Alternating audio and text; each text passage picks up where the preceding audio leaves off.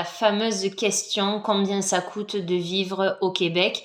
Eh bien aujourd'hui, je vais être transparente avec vous et puis je vais vous détailler les dépenses qu'on a pour vivre ici au quotidien. Alors pour commencer, le plus gros poste de dépense, et ça je pense que c'est pareil pour tout le monde et partout, c'est le loyer. Il faut savoir qu'ici, on vit en plein centre de la ville de Québec. Ça coûte littéralement un petit rein de vivre ici. Donc, on paye 1699 $ pour un 5,5. Donc, un 5,5, nous, on a 3 chambres.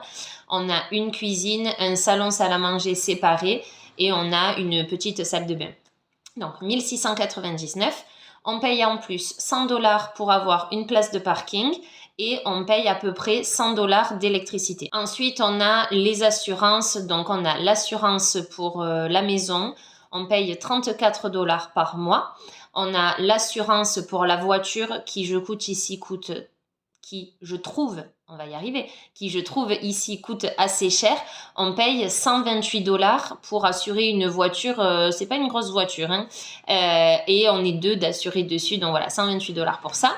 Et ensuite, on a l'assurance santé, donc ça, c'est déduit directement sur le salaire de mon mari, c'est pris par l'entreprise, et il me semble qu'on est à 270 $ par mois, si je dis pas de bêtises, pour 4 personnes, et c'est une assurance quand même hyper cool parce que ça nous rembourse à peu près 80% des dépenses qu'on a chez le dentiste pour des lunettes, pour les médicaments, pour tout ça.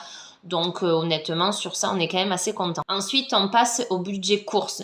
Ce budget-là, il est tellement aléatoire d'une famille à une autre. Donc nous, personnellement, on dépense entre 800 et 1000 $ par mois. Alors 1000 $, c'est plutôt rare. C'est si vraiment on s'est fait plaisir plusieurs fois d'affilée. Mais en général, on va dire qu'on est plutôt aux alentours de 900 $. Des fois, c'est 800 pour une famille de 4 et 4 adultes. Parce que les enfants maintenant ont 18 et 16 ans. Donc plus trop considérés comme des enfants pour la nourriture en tout cas. Donc ce poste-là, il est hyper variable d'une famille à une autre.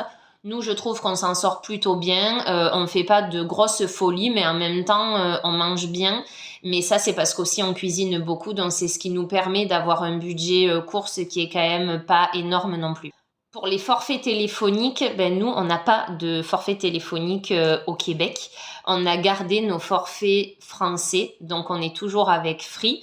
Du coup, ben, je sais pas combien ça coûte ici un forfait téléphonique. Enfin, je sais pas.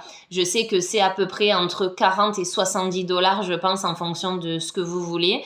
Mais nous, on le paie pas ici, donc voilà, pour nous, c'est 0. Le budget essence, là, c'est pareil, c'est hyper variable en fonction de votre famille. Nous, on dépense, je dirais, entre 80 et 150 $ par mois. 80 $, c'est si on sort pas énormément, on va juste au travail, on revient, on va faire les courses, on revient, on va au sport, on revient, enfin voilà, les petits trajets du quotidien, on va dire. Et du coup, ça nous coûte plus si on décide d'aller passer un week-end à Montréal, si on décide d'aller en vacances, je sais pas, à Boston, enfin bref, dès qu'on décide de rouler plus, ça nous coûte un petit peu plus cher. Mais donc, je dirais qu'honnêtement, avec 100 $ par mois, tu peux rouler quand même. Je pense que j'ai fait à peu près le tour de toutes les dépenses fixes qu'on peut avoir. Évidemment, il y a d'autres postes de dépenses comme l'école, les vêtements, la santé, enfin toutes ces choses-là. Mais ça, c'est tellement aléatoire, même pour nous, d'un mois à un autre, c'est jamais la même chose.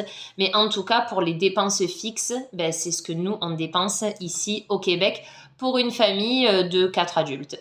N'hésitez pas à vous abonner si vous voulez plus de vidéos et à me poser des questions aussi en commentaire ou me laisser tout simplement des commentaires. On y répondra avec plaisir.